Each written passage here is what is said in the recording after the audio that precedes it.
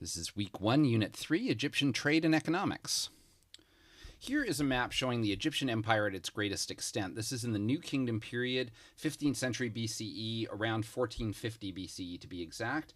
And we see that Egypt occupies the whole of the Nile Valley to the Sixth Cataract. Sixth Cataract here, 5th, 4th, 3rd, 2nd, and 1st.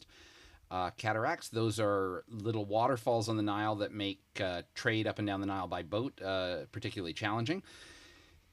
The area in dark green on the map shows the arable land in Egypt. This is where people can actually live because it's right next to the Nile River. It's in the Nile Delta or along the coast of the Mediterranean. There's enough water there to cultivate crops and to live.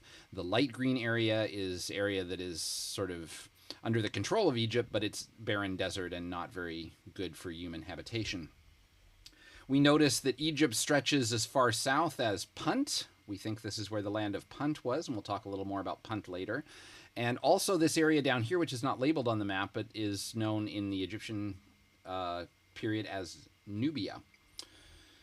We also notice that in this period, in the New Kingdom, Egypt has expanded up along the coast of the Mediterranean to rule the lands now known as Israel, Lebanon, Syria, and so on. And this is partly for commercial reasons. This is because there are certain things that are grown in this part of the world that the Egyptians cannot produce themselves. Trade is one of the ways we measure civilization. Civilizations trade amongst themselves, but also with other civilizations and make connections across distance to get the things they need. We know that the Egyptians produce wheat and barley in surplus, so they have wheat and barley to sell. In some ways that makes them self-sufficient for food, but there are other things, basic things that they need that they can't produce themselves, and one of those is wood. The Nile Valley is very fertile, but it doesn't offer the right climate conditions for growing timber. And so when the Egyptians need wood, they have to go buy it from somewhere else, and the main place they buy it from is this area here, Lebanon. The cedars of Lebanon, mentioned in the Bible, very famous large cedar trees that grow in the mountains in Lebanon. This is something the Egyptians need, and they trade with Lebanon for cedar wood. The other thing they need from this area is resin, pine resin and resin from various trees, which is used in the embalming process. So both wood and resin are necessary for Egyptian burial practices. We know how important burial practices are in Egypt, and they need to go trade with this area to get these things. Let's take a look at some of the trade routes in the period. Here are Levantine trade routes. The Levant is the name often used for this area of the eastern Mediterranean. It means it's related to the word for the rising sun. We use the word levitate when something rises. So the Levant is this area here. And here are the trade routes. There are two main trade routes shown here. First is a land trade route known as the King's Highway. Under the Romans, this was called the Via Regia, which is Latin for, you guessed it, King's Highway. And this starts in Memphis, in the Nile Valley, and goes across to Aqaba, across the Sinai Peninsula, and then up on the eastern coast, the eastern bank of the Jordan River to Damascus in Syria, and then across the desert to the Euphrates at Rasafa. So this is a land route that links Egypt here with the kingdoms of Mesopotamia here and passes through the kingdoms of the Levant, of Palestine, what is today known as Israel.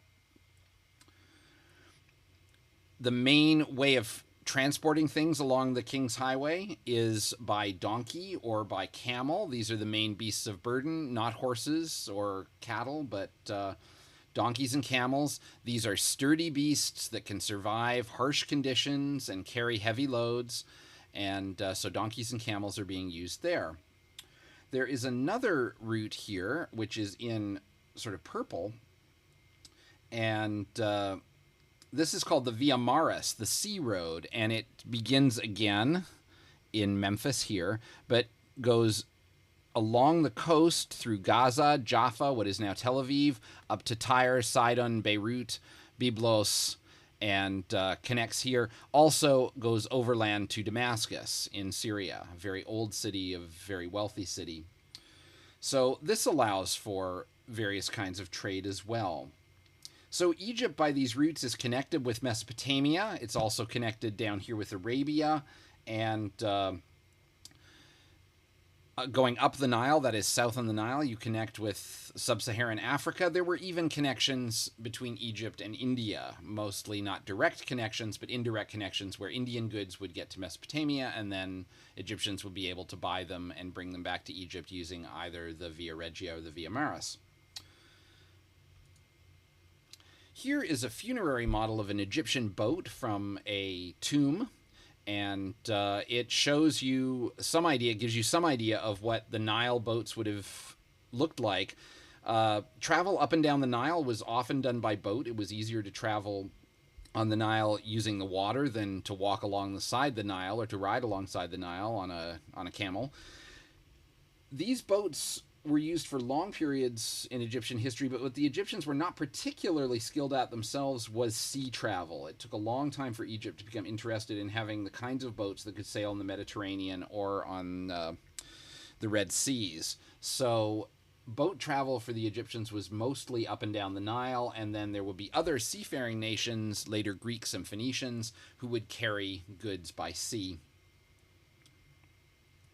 Here we have a picture from a tomb of Egyptian laborers carrying wine in amphorae. Amphorae are these jugs. They're a Greek style of jugs, but used throughout the Mediterranean.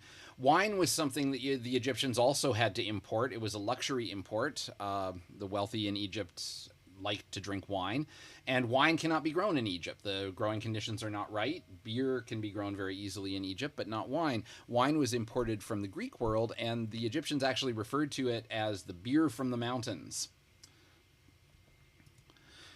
Our last picture here is an illustration of Queen Hatshepsut's expedition to the land of Punt. Punt was an area to the south of Egypt in the Horn of Africa, in what is now Ethiopia, Yemen. No one's exactly sure what the full extent of the land of Punt was. It was obviously somewhere in that area, but whether it crossed the Red Sea or not from Egypt, we don't know.